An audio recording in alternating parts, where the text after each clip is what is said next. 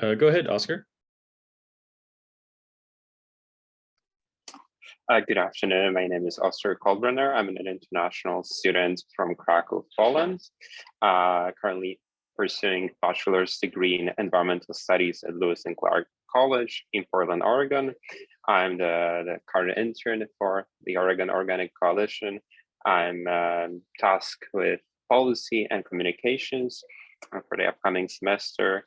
And the thing I'm currently doing, preparing for the fall, is enjoying the last days of sunshine for road biking, to be without the rain and enjoy the good sunny days.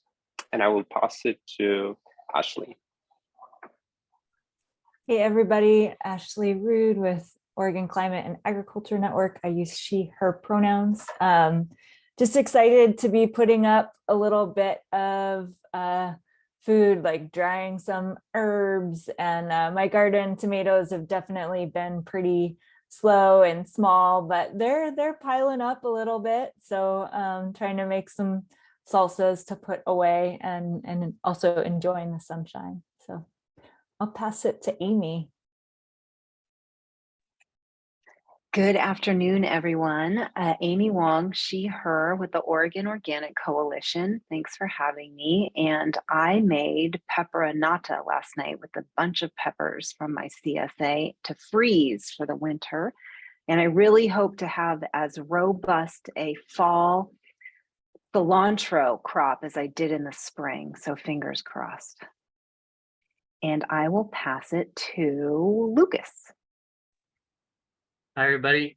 Lucas Niebert, he, him pronouns. And I'm coming from the Dry Farming Institute nonprofit. And also I work with Oregon State University Dry Farming Project. And yeah, happy equinox. I've been busy harvesting beans and field corn that I've been adapting for dry farming, and also taking the last of dry farm melons and sharing it with as many people as I can. And I'll pick on Megan. I'm Megan Kemple with Oregon Climate and Ag Network. I use she, her pronouns, and I'm gonna say a weird one. I am shifting from granola to oatmeal.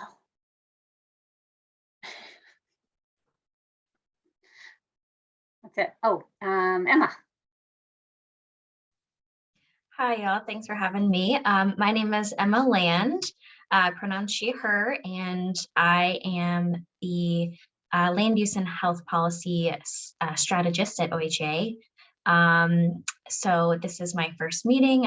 I'm stepping in for Kim Tham, and I would say I'm just planning on prepping for my kind of indoor rainy season time. So I am getting my ceramics studio ready and retrofitted for a cold, damp garage. And I guess, let's see, Tara. Hi, everyone. I'm Tara. I'm a grad student at the University of Oregon, and I study the future of food and farming in the Willamette Valley. So yeah, I'm also new to this group, and I'm just really excited to hear about the projects that we might be working on. And I'm eating as many tomatoes and peppers as I can, and also getting my cozy sweaters out. Nice. It's a good time. Good season for sure. I'm going to provide y'all with a couple just quick updates from the Oregon Community Food Systems Network. The two main things that we've got going on that would be, I think, of interest of this group are there's a large policy mini convening happening next week on Tuesday, September 27th. We've got over 70 people registered for that now. I think it's going to be a really robust conversation, and I think we're going to be focusing on kind of an overview of food systems in the legislature and talking about 2023 legislative priorities, or an overview of the 2023 legislative session, and then do some breakout rooms on that, and then come back and talk a little bit about the 2023 Farm Bill, and then break out again. So there's a lot of big things happening in 2023. We're helping get the network educated and lined up for that. So I'm going to post a link here in the chat, but for folks listening, this is you can register at ocfsn.org/calendar, and there's the registration link there. We've also been doing regional gatherings across the state. We've had one in Central Oregon, we did one in Portland, and we're going to do one in Eugene on October 13th. You can go to that same link if you're in the area and want to attend that. And I think several of you will be doing that or already have. So yeah, those are some events that we've got going on. The Farming for the Future working group is active on several fronts. There's a lot of activity right now in the land access space. There's an opportunity at the USDA to get some funding for access to land for underserved farmers. And it's a unique grant that's being offered that actually can help farmers acquire land and actually pay for land. So there's a lot of action happening there. And if folks are interested in that, there's a meeting tomorrow to kind of learn about the proposals that some of the BIPOC-led organizations are putting forward. So folks can email me if you want a link to that meeting. Yeah, those are the big things that are going on. And today in our agenda, we're gonna talk briefly. There was an announcement about USDA Climate Smart Commodities Awards by I think it's 70 projects across the country. We'll share a little bit about what we know on those, and then we'll go into a brief discussion on the survey that y'all completed and those different projects. Thank you all for doing that and showing your interest in those different areas that we've been discussing and prioritizing. And then we'll go and actually we'll pass it around the room so folks in this space, we haven't really had a moment for organizations who are participating in this working group to share out what their programs are, projects or efforts are how it aligns with climate and agriculture issues. So we want to hear from you and see what you all are working on and just understand who's in the room. So yeah, that's our plan. And of course, interrupt me if you got other things to add. This is a pretty informal space today. And yeah, maybe we can start with the announcement and funded or unfunded USDA Climate Smart Commodities Awards. And I know, Megan, you know about the ODA one. Yeah, I can start us off if you want. Great.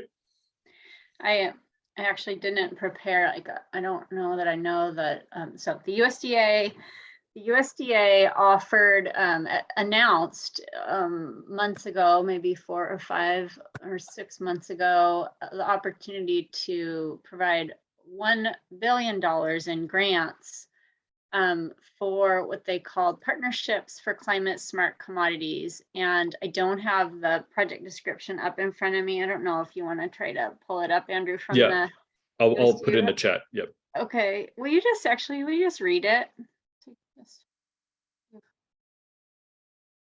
I'm pulling it up right now. Okay, super. Because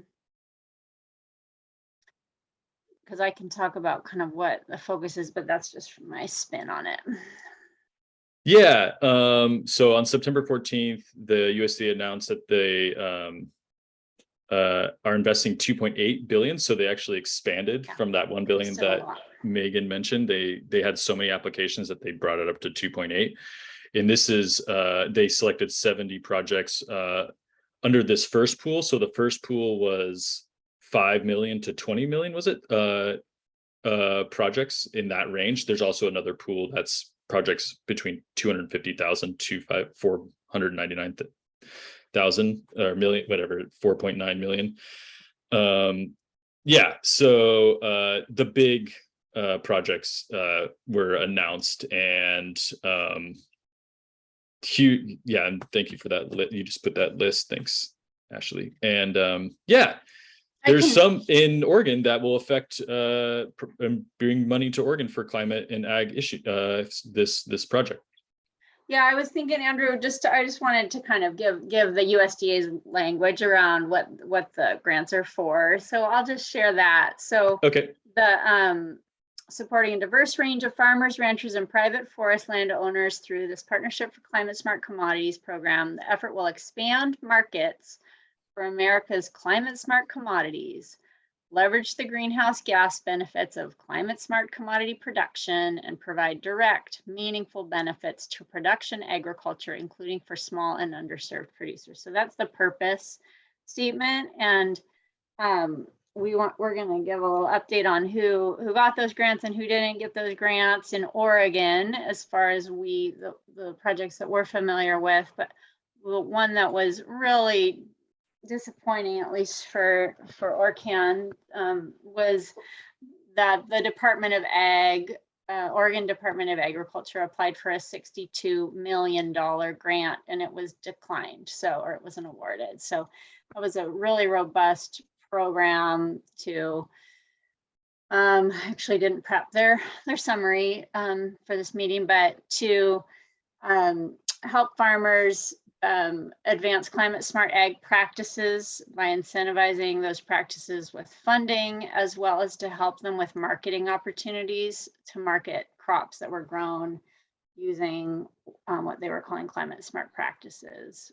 And lots of resource thrown at it, mostly money to producers, but also money for we don't need to talk too much about what wasn't funded actually, but also money for lab soil testing on the ground, somebody to come and actually do soil testing on farmers' land, so they weren't doing it themselves, and on and on. It was an extensive project with, and ODA was really hoping for that money, and they didn't get it, so that was too bad.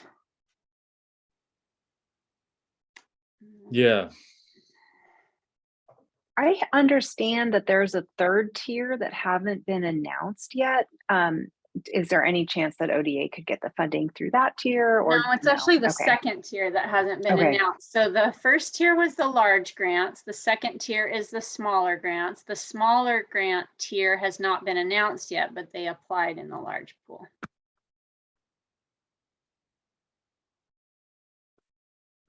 Do we know when that smaller pool will be announced? I didn't see anything on that when I was looking. I haven't been tracking the timing of that. You just say later on this fall. Mm-hmm, yeah. Mm-hmm. And then yeah, go ahead.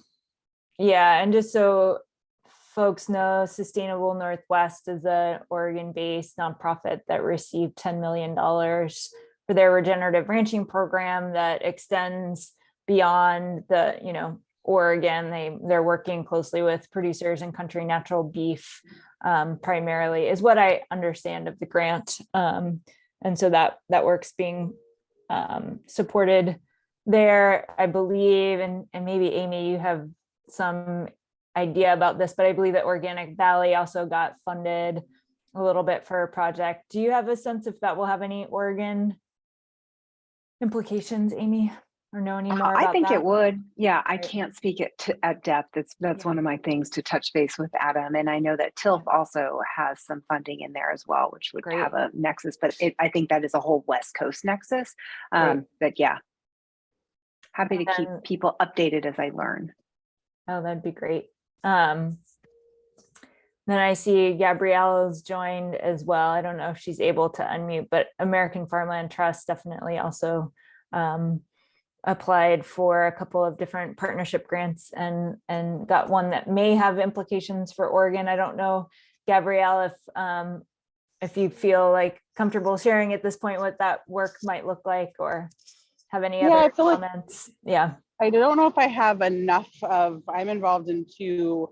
AFT was lucky enough to be a part of one of the really big $95 million awards, as well as like a $50 million award. Most of that work is a bit more, one is focused on dairy and dairy feed production.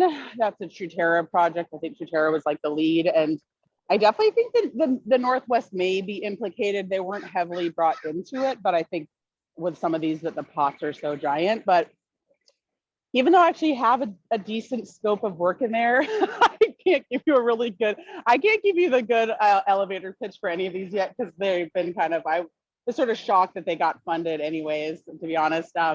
Or it's just a lot of money and there's a lot of stuff to think about with all of these. And then the other one is a really neat beef production one, which is not low. That's a Southeast project, but we are already in conversation with some of the Northwest natural beef and some of the sustainable folks in Oregon, where we think there should be some intersection. So yeah, that's a pretty poor description. Apologies. But at some point I'd be happy to provide a little bit more overview of what those projects might mean for the Northwest. But unfortunately, a lot of the heavy emphasis was not on the Northwest for the awards that American Environmental Trust got.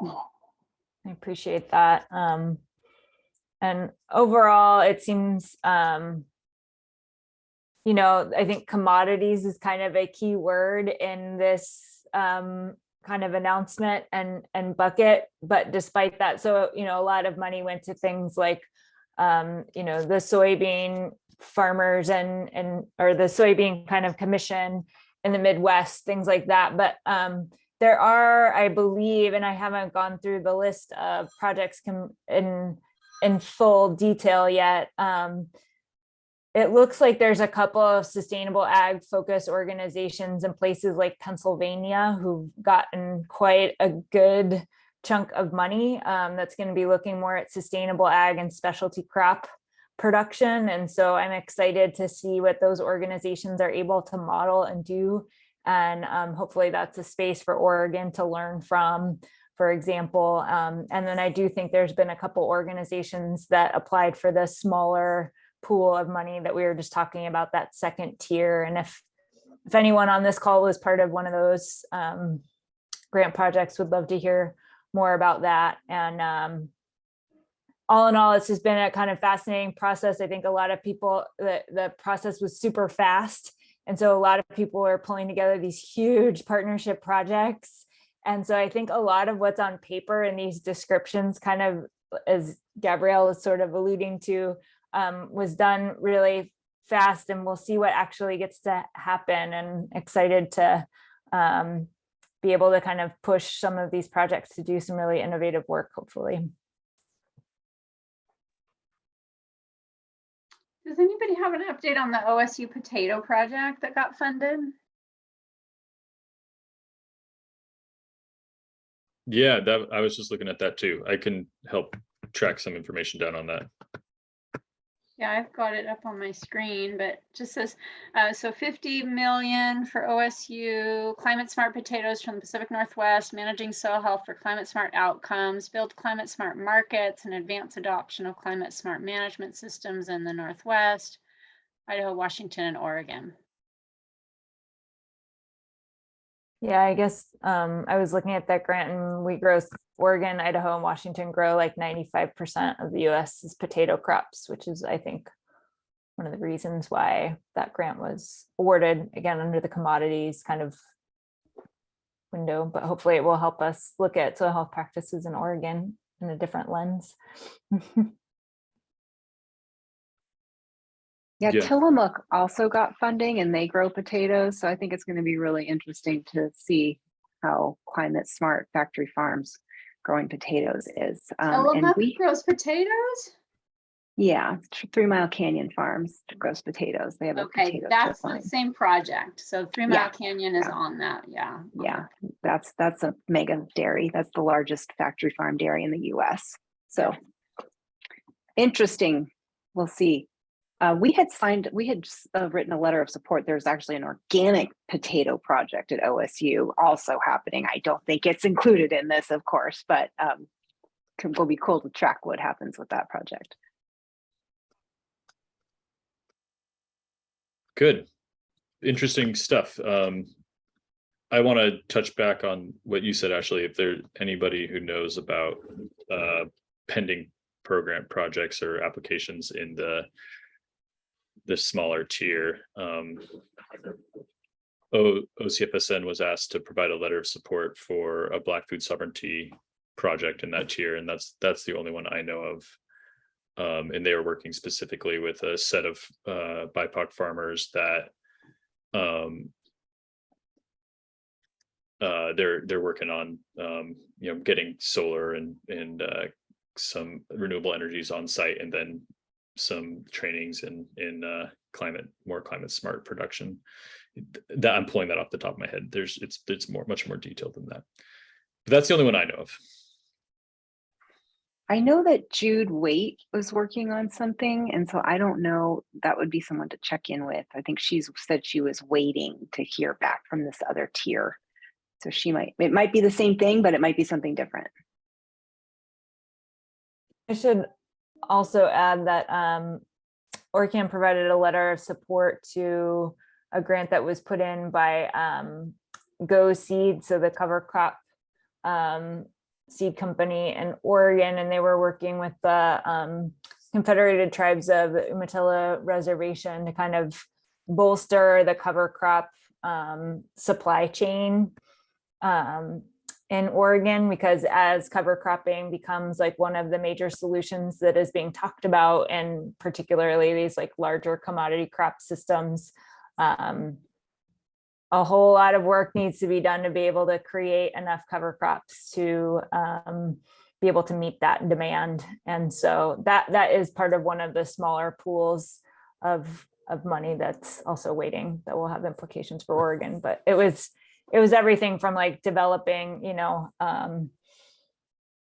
all the different processing equipment and things that you need to get to move forward on the cover crop supply chain. And who was that again? Sorry. It was Go Seeds in collaboration with the Confederated Tribe of the Umatilla Reservation.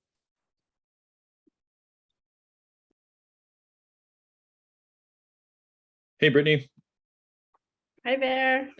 We're wrapping up a conversation on the USDA Climate Smart Commodities Awards that were announced, I think last week. And the question we're wrapping up on is if you know at Friends of Family Farmers any pending proposals in the 250,000 to 5 million range that Friends of Family Farmers have engaged with. Sorry. It's that okay. I'm aware of, and Yeah. You weren't getting the context of the conversation. There's two tiers. The larger tier was announced. The smaller tier is pending, and we're just seeing if there's any projects in that pending tier that would be that are in Oregon. That just trying to share information if there's any of these projects. But sounds like not aware of. Great, cool. Okay, I think that's good for that. There's a lot of these big projects that are nationwide that have Oregon in there, and there's also several projects on timber, including the Oregon Climate Trust. That is their TRACT program, Traceable Reforestation for Americans' Carbon and Timber. So that's like you said, the commodities piece. Timber is big commodity in Oregon. Great. Okay. So next on the agenda is reporting back. Thank you, folks, for filling out. I promise we won't send out a survey for a while. You've been surveyed out probably, but we have several projects that we've been discussing as a group that we pulled from meeting notes and recordings from past meetings that folks were interested in working on. We've been kind of refining these, talking about these, trying to see who will lead them. I met with Ashley and Megan at ORCAN to see where ORCAN's focus will be on some of these, where OCFSN can help lead. And then we asked all you to show in your interest in capacity to participate in these specific areas. And the goal is to break out into some smaller focus groups to move some of these things along. So I'm just gonna I've been looking at these different projects, and I've created 3 categories. And One is kind of just like work that's happening in this meeting space, in this subgroup where we meet every other month. Things like that first step, in the survey, research and share opportunities for collaborative projects. We'll be researching out and then sharing here in this space. Several of you said you'd be willing to help recruit presenters. So part of the goal of this this work subgroup is to have experts come in and share details on specifics in climate and ag issues. So that's in this space. Research and share upcoming funding opportunities. We're here to help each other build connections and trust as we look for funding for specific projects. This is happening in this space. And then finally, oops, I didn't mean to do that. I was just clicked, sorry. No worries. But I was wondering if there's something we should be looking at to follow. Yeah, I can do that. Yeah, I can do that. It's not the easiest to see, but I will share and show you all what I got here. And I can provide the link too if folks would rather have that. I see Lucas is in this document. Copy. Okay. This link, and I'll share my screen.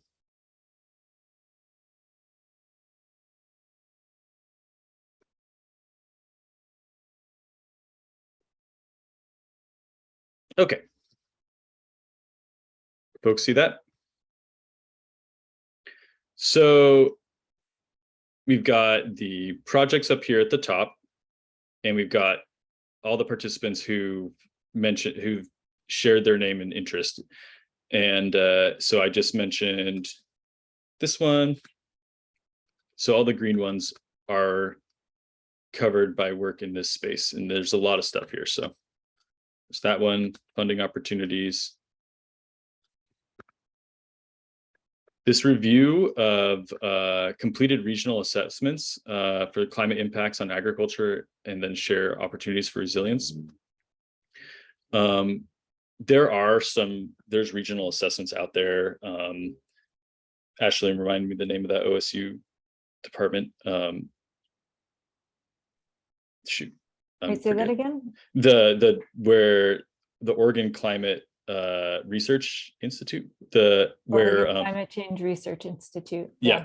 So they've done some assessments. We'll be sharing those out to the group. So this is something that doesn't need to happen. Like we're not reinventing the wheel. We'll just be sharing this out to the group through this space.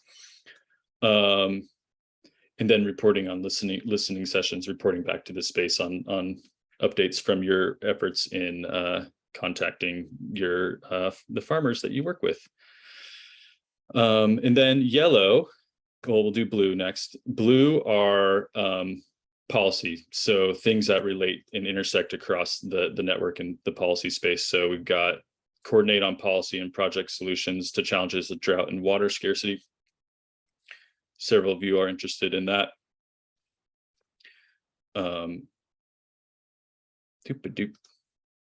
Advocate for renewed funding for disaster relief for small scale and marginalized farmers. There's some requests for leadership out of OCFSN and our member groups to help with that. ORCAN has been currently being a major lead on that. So here are some folks that said they're interested in helping with that here. And then this advocate for passage of bill that will implement the recommendations of Oregon Global Warming Commission's Natural and Working Lands proposal. So that's those policy. And then yellow, sorry if I'm moving things around too fast. So these are, I think, projects that we can dive in deeper outside of this subgroup, and with the folks who said specifically that they're interested in this. So advocate for food systems to be included in natural disaster planning. Brittany, Sienna, and Sarah at Northeast Oregon Economic Development District mentioned this. I think there's some other folks on our list that I can reach out to directly and hold a separate meeting to talk specifically about food systems and natural disaster planning. It's kind of a big topic. I think there's a lot of learning that needs to happen on that. What's missing, what's there. Thanks, Amy. We'll see you later.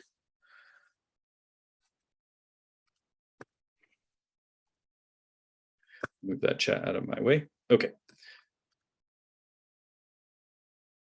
And please interrupt me if you have questions or there's a kind of a lot here. Support regional farmer-to-farmer hubs, cohorts to build resilience to climate impacts.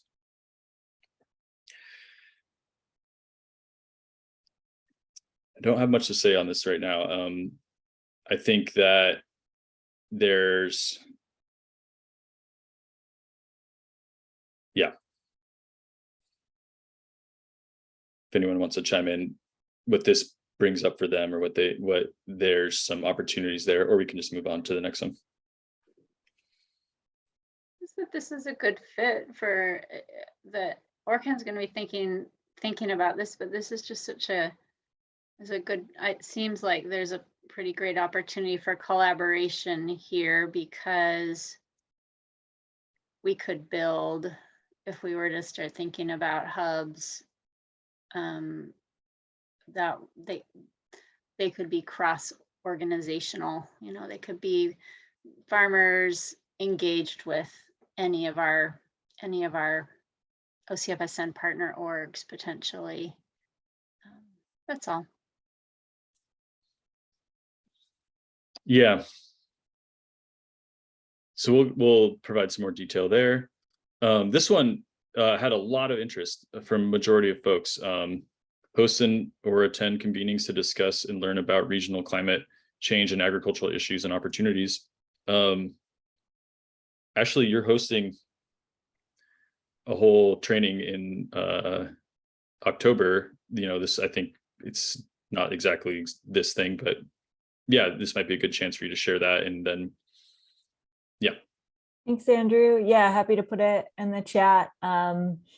Yeah, every Wednesday morning in October, we're going to have workshops from 9:30 to 11:30 about climate resilience on Oregon's farms and ranches. And happy to put the information here in the chat, and you all are invited and feel free to share with your networks. The main audience is Oregon ag professionals, so folks like you all that work with farmers and ranchers. That's not to say that farmers and ranchers aren't invited, but you know, it's just more geared towards people who provide those services. Great. Yeah, and I think that as we move into this work and get OCFSN's one of our founding purposes is to convene organizations and people across the food system. And I think there's a lot of interest and opportunity for folks maybe aren't going all the way into this subgroup, but want to learn a little bit about what's happening in climate and ag. It affects everybody. So doing these convenings and sharing and bringing folks out and seeing some, you know, regenerative practices on the landscape. And I think it sounds like that's an interest of folks, as shown here, people wanting to engage in that. Then this relationship mapping conversation, not as many folks. I think that this is something that we've talked with ORCAN, and kind of understanding who's out there and how this different work interacts. So this is something maybe a smaller group will put together and then share with the subgroup and OCFSN. And this final project, coordinate on the creation of on-the-ground demonstration training centers in various regions in Oregon that focus on agricultural practices that promote climate resilience. Big vision kind of project or idea. There's some folks who are interested. Ava Ryan, who's new to this space and works at Marion Polk Food Share Youth Farm, was really interested in this and interested in how their space there can be a demonstration site. And so I think there's, you know, talking to some of these organizations that are doing that, how they can build that into their programming. Yeah.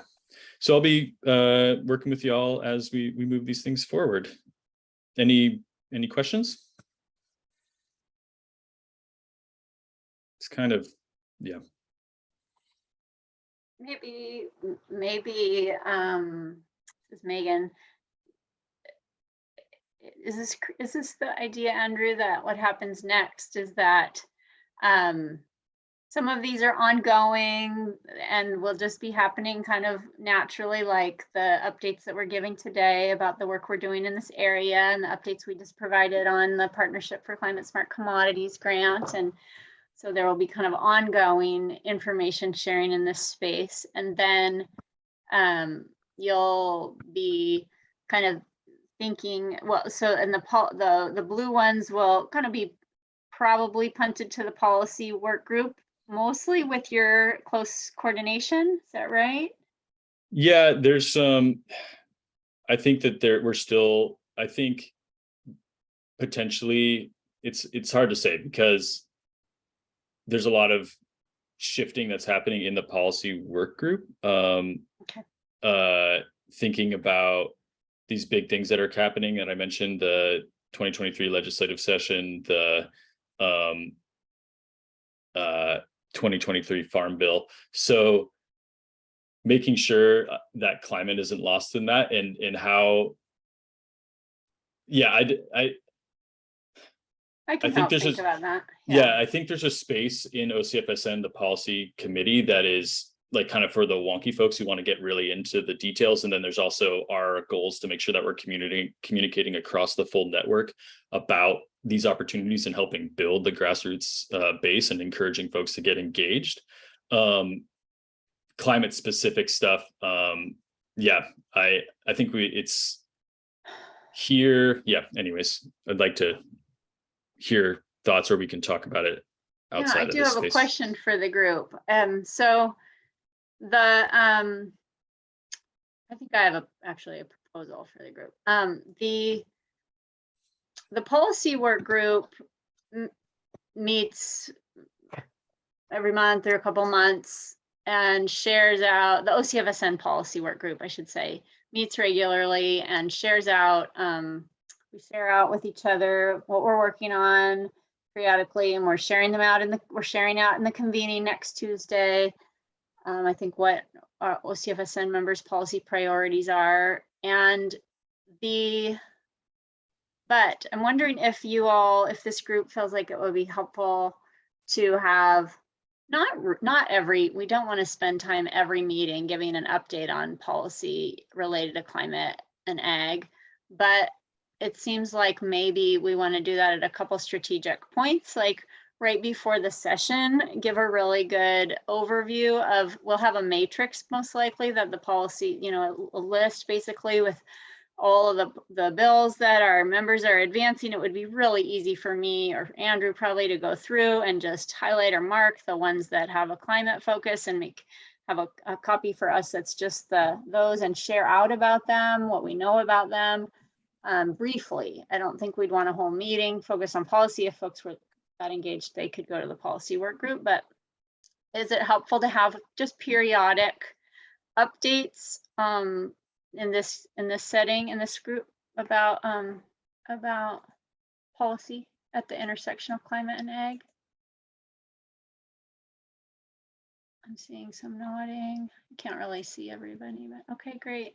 I think it makes sense. Yeah, and it's part of this sharing back, and folks who maybe aren't focused on policy stuff specifically or missing some of that policy work group stuff, at least hear what's going on in the climate space. Yeah. Okay. Can you go back? I'm sharing my screen. Should just pull this up to my other screen. Whoops. So yeah, so we talked about the policy ones, and for the others, it seems like you're going to kind of start moving some of the green ones forward with Orcan and the others that are on the list. Yeah, these yellow ones. But for the green ones too, right? Green ones are very like focused on this space, like this subgroup. So it's like, yeah. We'll be doing them together. Well, and it's yeah, I can reach out to folks like, hey, Gabrielle, do you have someone you want to present at a future meeting, you know, maybe on AFT's work in climate or something, or the recent grant, you know, so I can reach out to some of these folks, but it's, you know, this is the information sharing space where a lot of these are focused. With the yellow, see. The green ones are like going to happen although the regional assessment, reviewing that as a group somehow, in column K, would that happen in this larger group? Okay. Yeah. You know, I it's up to what folks want. You know, we can just share what's out there, or we can, it's Lucas, Ashley. It's not a huge subset of folks who said they were interested. So, yeah, I think providing the resources to the whole group that these assessments are out there, and then if there's a group of folks who want to get together and, you know, dive in deeper, we can help create that space. Would you be willing to facilitate just that happening, Andrew? Oh yeah, for sure. Okay, great. Easy. I'll turn this to yellow. It'll help me understand that. Yeah, good. And then for the yellow ones, what are your next steps, do you think? Not for each of them, but for overall to go? Meeting with the folks who said they were interested, and then looking at our list and finding folks who didn't respond to the survey who I think would have a space here, like this advocate for food systems. There's folks on our list who food systems included in the natural disaster planning. There's folks on our list that I think would be valuable for that conversation, and I will send out a request to meet and talk about it. Nice. Yeah, I wonder if maybe, let's say we're going to have a little huddle about one of these projects. I suppose it might be worth like just sending a note to the whole group to say, hey, we're having a huddle if anyone wants to join this particular topic, you know, then everybody could be invited in case they didn't, or their interests have changed or something. Happy to do that. Great. It's a lot of like big picture stuff that we're kind of talking about. And the goal in this space is to both, you know, share information, share updates on what everyone's working on, but then also help us get to some specific projects that brings resources into your different organizations to help your work in climate and ag space. So we're here to help you know, bring a group together to, you know, if there's a specific project that wants to be created and there's not funding opportunity on one of these issues or one of these project areas, then we can help that conversation. Great. All right, I'm going to stop sharing my messy spreadsheet there. And yeah, so we wanted to create space for y'all to each of the organizations here, or the individuals representing different organizations, share some of your work that you're doing on climate and ag, because we haven't really done that yet. And we might do it again since not everyone who's on the subgroup list is here, but yeah, we want to hear from you all. And maybe Lucas, I'm interested in some specifics on your work with the Dry Farming Institute. Sure, yeah. So like I said, I work with the Dry Farming Institute, which is a nonprofit that kind of spun out of the Dry Farming Collaborative, which is a grassroots network of practitioners and farmers, professionals working on things related to dry farming. And we do, I work closer with Amy Garrett, OSU Small Farms Extension, in that with the university. But yeah, we do all kinds of things related to, we've done a lot of variety trials of dry farming, certain varieties of, say, winter squash or potatoes or tomatoes, and doing it across different farms as well as like OSU lands, and just having this collaborative participatory effort on cultivar selection. We've done a little bit on like soil management, and we're with the nonprofit, we're kind of going more into the space of outreach, and our programming for the nonprofit is we have a resilient seed stewardship program. So We've done also some breeding work under dry farm conditions of corn and beans, and we're moving into tomatoes and squash. And then we're trying to make those seeds just more available. So partnering with seed companies. We also had done research on what varieties do well. And so we have an online dry farming seed directory where you can source seed from varieties that do well dry farmed. And we also have a dry farm marketing campaign where we have marketing materials like posters, banners, and we've had some farmers use it at farmers markets, for example. And then we have developed a dry farmed label to increase consumer awareness and potentially, sort of try to create value in crops that have been dry farmed.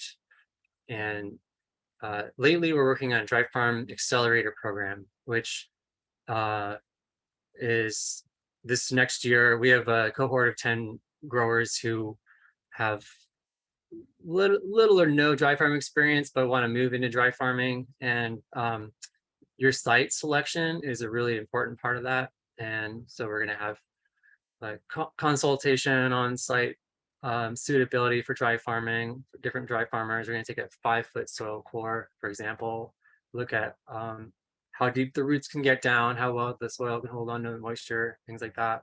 And then in addition, there's going to be kind of demo sites on each farm where each cohort member in the program is going to kind of try it out and demonstrate it. And we measure soil moisture as well. So yeah, that's what we are in a nutshell. Any questions? Do you work across the state with? Yeah, good question. Yeah, we work across the state.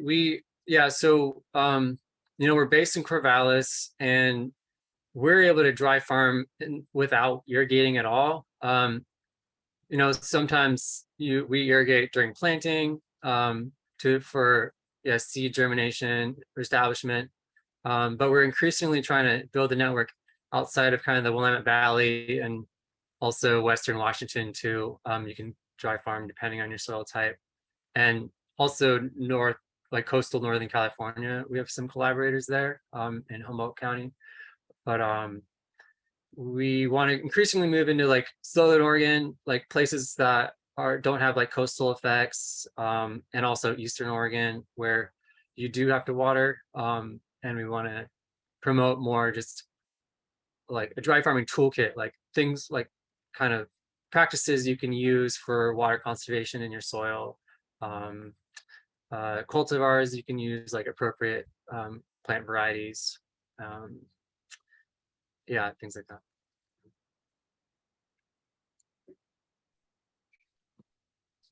Interesting. Great. Yeah, I'd love to connect on how to sort of move forward, particularly this accelerator program. And then also I'm interested in kind of more on a mapping level of how, we are getting a good idea of what makes a site, an area suitable for dry farming. And, irrigation is way overused and people rely on it way too heavily. It'd be interesting to show how much water could be conserved if certain lands were converted to dry farming, to sort of inform policymakers to make more incentives to not irrigate as much. The cannabis industry is also, there's a lot of potential there with dry farming. So yeah, just trying to, I'm interested in working with you guys just to take a step out of our little dry farming collaborative bubble and try to see if we can get more resources on the larger level. That's great. Yeah, thanks for that ask too. That's awesome. Definitely some overlap with that final request you said, like the mapping for where dry farming is viable and how that can influence water policy. Sure. Conservation. All right. Anyone else want to share what they're focused on?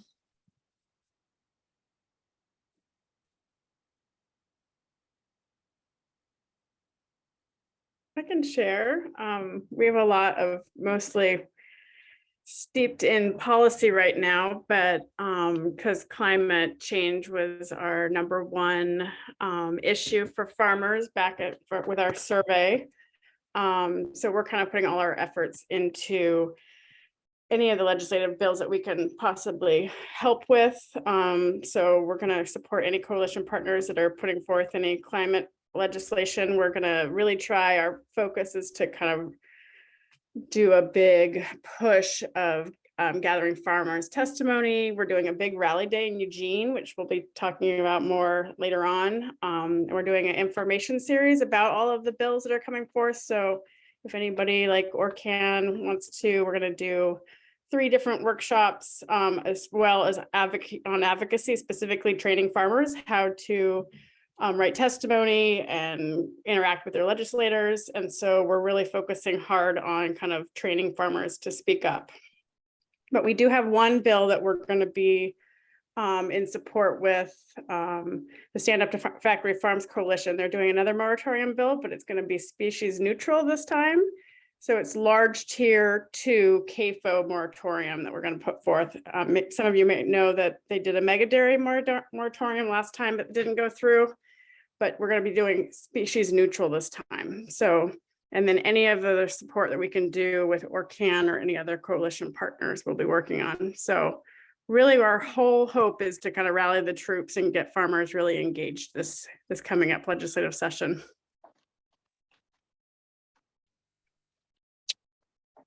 Could you, you use the acronym in the moratorium, the big bill on the moratorium of factory So farms? it's the confined animal feeding operation. It's the large tier 2. So it's the really big, gigantic. It's a little confusing because some of the farmer supporters are a little smaller, but they still fall into the CAFO category. But this is the large tier 2. Got it.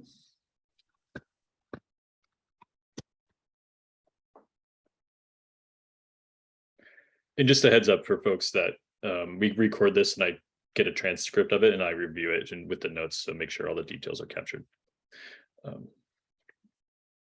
Brittany, I would love to connect with Alice or whoever I should about the new platform, like your platform, because I've been kind of waiting anxiously for it to be ready, and sounds like you shared a little bit of it. So yeah, our great. report is coming out. The full report's coming out on Tuesday. We're very excited. So we're just dialing in the little details, and we'll be happy to share at the mini convening everything we'll be working on. Nice, good timing.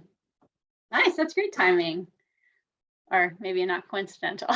Maybe it put a deadline under your right. It's great. It's awesome. And we've seen a huge amount of interest in that. There's 70 some folks signed up for that. So it's going to be I think there's a lot of interest in the network getting more involved in policy. So thank you for so excited. Y'all leading that. Cool. I've got an update. Great.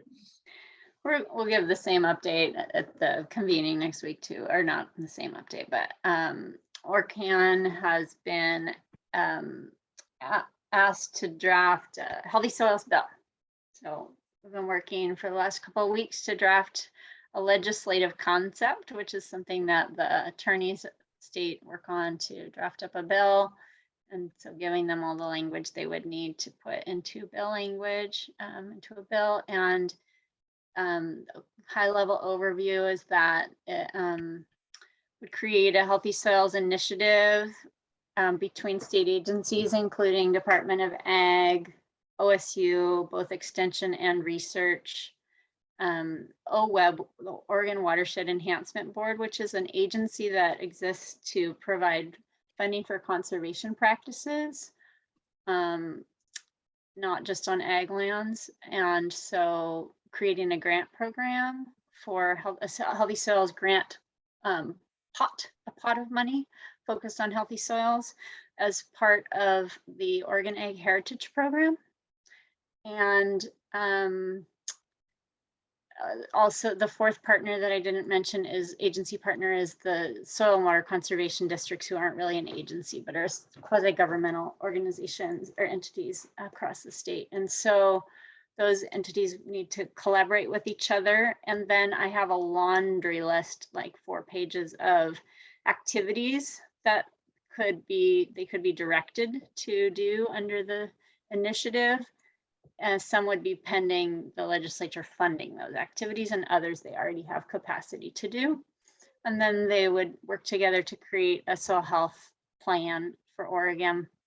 And that would then be a request for more funding for the next legislative session for the things that are identified. And there would be a Healthy Soils Advisory Committee as well, informing that process. So it wasn't just the agency staff doing the work. And I'm pretty excited about it, and feel optimistic that it will be both introduced and advanced in some form, whether it gets scaled way back, but I am optimistic that it will be passed in some form eventually. Any questions about that? That's exciting. Great.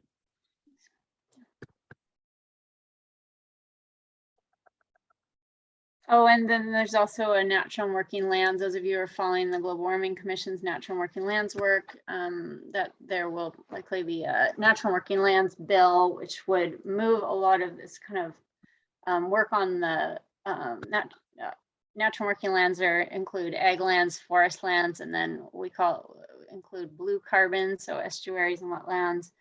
And that's a bill with a very different structure, but it would advance some of that work as well, primarily through more direction to the state to prioritize climate in their work on natural and working lands. It's a little abstract right now. Oh, and I should say in terms of policy that tomorrow is the deadline for legislators to file a request for a legislative concept. I think there is a second deadline later, but this is the deadline that gives them the most flexibility and the most opportunity to work a bill, is tomorrow. People are getting their concepts in the hopper. Things are moving. Great. That's awesome. Good, great updates. Probably no update on disaster relief. Nothing new to share there. Yeah, I do have some news there. Representative Helm is the committee chair for the House and Ag and Water Committee. I don't actually remember the name. Next session it changes every session, but he's the chair of the Ag and Water Committee, and he submitted a request for OCFSN's disaster relief funding to be renewed for next year. So we're in the for this year, for this season's loss. So I'll back up. Last year, OCFSN secured $1.5 million for disaster relief funding for losses from last year, which we all remember was a terrible year in terms of fire, drought, heat, all of it. And we expressed an interest in OCFSN huddled. Some of us huddled and had to respond to an inquiry from the legislature about it. And did we need more money, and when and for what? And we said, well, we don't know if we need more money for this year. Sure, we'd take it if it was available. We might use it, but what we really want is funding for resilience. We want to make sure that if if the Department of Ag is giving out forgivable loans that aren't very accessible to small and beginning farmers and ranchers, we want to make sure we have an alternative fund for one thing. So yes, if you do the big fund, we need our little fund as an alternative. And but we're more interested in thinking forward about resilience. And so the Representative Helm, Brittany, this is news to you, and Andrew did submit a request to the emergency board. I think they're meeting in September, so right around now, And it didn't get, I've checked the list multiple times, it didn't get on the list. So there was kind of a request made for maybe $1 million for this year, any losses for this year, and it didn't get on the list. So we will not, I can't think of any way that we would have a OCFSN disaster relief fund to cover this year's losses at this point. And then, but Rep. Helm is very interested in advancing policies, climate resilience, and that's where the Healthy Soils Bill kind of comes in. But they didn't bite. No one has bitten yet, and I didn't push hard, so I don't think any of us have really super followed up on this, and we might have missed a little opportunity here. That unless Brittany knows something I don't know about this, that we were interested in grant funding for resilience resources for producers. That would be something like a greenhouse fan, misters, shade cloth, things that were not just soil practices and were not relief, but were the in between, were the equipment that folks need to weather those extreme events. And we did make a request to Rep. Marsh's office and just say, we need this. And I think she passed that on to Rep. Helm's office, but he bit on my Healthy Soils grant, Healthy Soils program bill idea, but not on the, as far as I didn't follow up with him. So on the other requests. So anyway, there's some work to do. We could consider whether we still have the time, you know, to think about whether we want to try to get a bill in or a budget ask before session starts for grants for climate resilience equipment and resources. I would just make that a request for Brittany, if you would like maybe talk to Taylor about that. Yeah, definitely. I'm happy to provide more context about it. Super helpful. Yeah, thanks for that update. I think that's good to know. So one of those upshots is that for no state level disaster relief funding for 2022. Losses, right? For losses, yeah. Okay, good. Bad, but good. Yeah, bad, but good to know. You know, it's important to know what's out there. There's folks, we had some folks reaching out about disaster relief from the big hailstorms out in northeastern Oregon. So yeah, have to go federally. And that's not to say we couldn't get some foundation funding or somebody could seek out. It's not to say there will be no money there, but we'd have to right now get to work somebody would have to get to work raising money, and it's not going to be the legislature that's going to provide it. Yep. Great. Okay. Sienna, it sounds like COIC doesn't really have any specific. Yep. And Emma, I'm wondering about OHA. Anything in this and that you might, yeah, I think you just came on with them, so. Yeah, I'm not sure that I really have anything of value to report just at the moment. I am fairly fresh, you know, I think this is maybe my third week here in this position. So I'm just getting a lay of the land for how OHA can get involved with partners and organizations to advance health equity work, specifically looking at built environment. So really, I would probably just offer, I can put my contact information in the chat here and just offer space for talking about any ways that OHA can be supportive of work that you're doing. And you're the land use and health policy strategist. Yes. Wow. Yeah, it's Emma, brand new position. Emma, will you take this time to yeah, maybe you just kind of did, but tell us what your job is. Yeah. So this position was funded by the legislature through some modernization funds in the 2021 session. And really, so the built environment was identified as one of the spaces where there are health inequities that need to be eliminated by 2030 as a part of OHA's larger goal to eliminate a broad spectrum of health inequities. So really, my role is to develop partnerships and identify opportunities for public health to integrate into land use policies and different built environment policies and implementations. So, you know, it can range anywhere from urban planning or farming or energy, water, green spaces, things like that. And really, my goal is to just advance public health and equity and climate change mitigation and adaptation efforts. I don't think it is, but is the built environment, does the built environment include agriculture, or is it built environment and land use kind of are separate?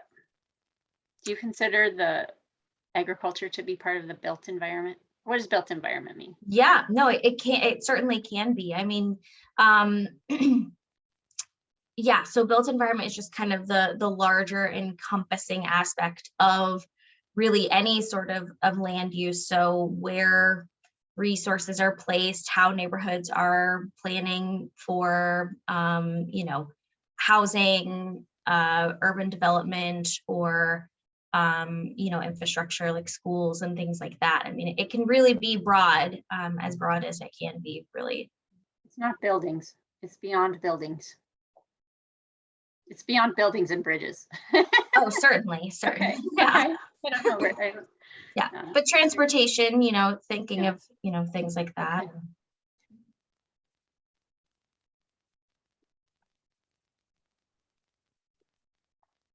Cool. Well, I'll put my contact information in the chat. Great, thank you. Yeah, just writing a note here. That's great. We're really thankful for you being here. Yeah.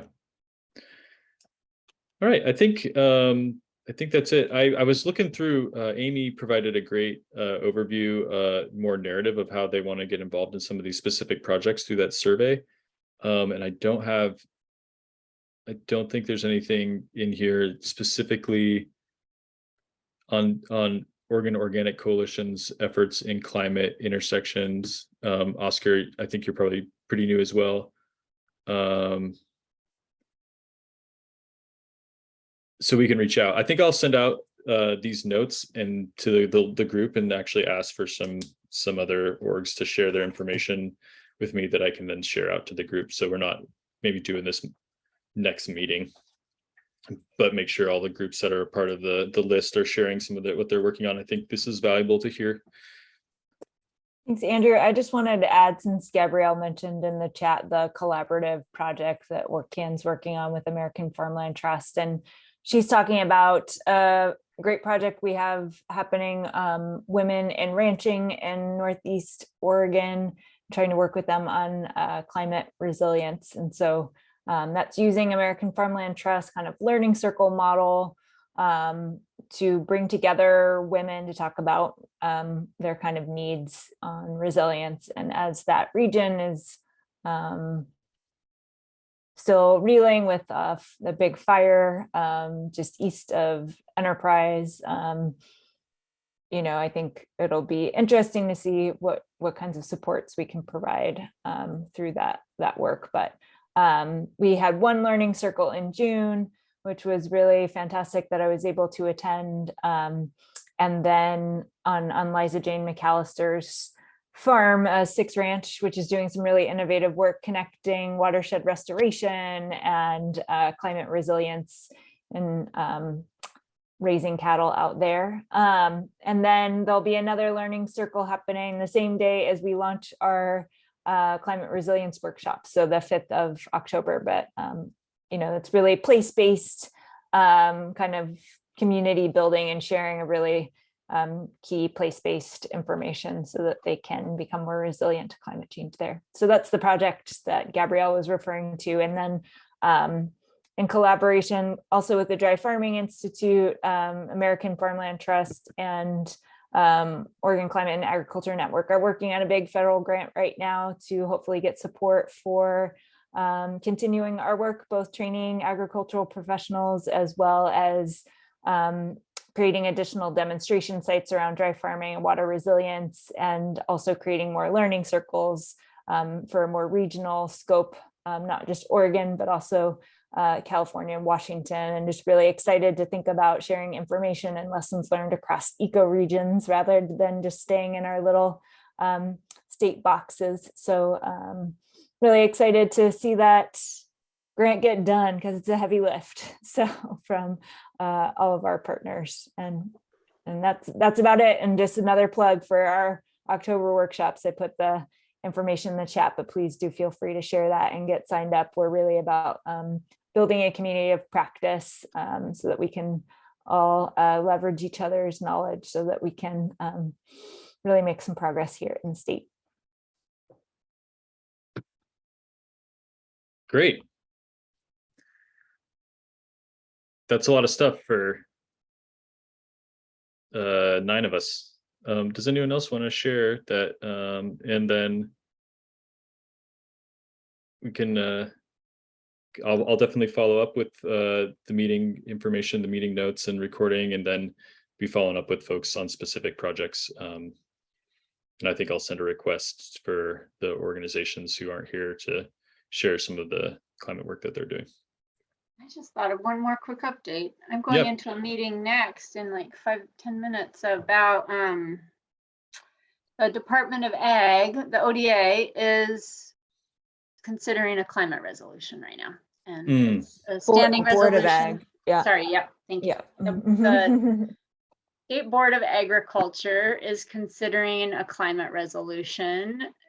That they already have a climate resolution, and it's based on pretty, and from my opinion, my perspective, pretty outdated language that came out of concerns about the cap and trade bill several years ago. And so it has all kinds of language referring to threats that they felt that members of the Board of Ag saw there or heard from ag industry about. And so ORCAN's engaging to encourage them to modify that resolution to represent that climate change. It says things like climate change is a potential threat in the future. And to remind them that climate change is here now and impacting our farmers and ranchers every day. And we need to change some of that language and focus more on incentives and solutions. Nice. What is it? How does the resolution? What is the resolution? How does it impact their operations? Like, I think that they could tell. I don't really know, honestly, and but the Board of Ag is not a governing body as far as I know. I think they're an advisory entity, and so they could. The Department of Agriculture. The reason I kind of got confused is the Department of Agriculture could turn to the Board of Ag's resolution for guidance in their work. Good. Well, thanks for working on that. Okay, y'all. I think give you all a couple minutes back in your afternoons, and thanks for being here. And we'll be talking soon. Thanks so much. Thank you. Thank you. Bye. Bye.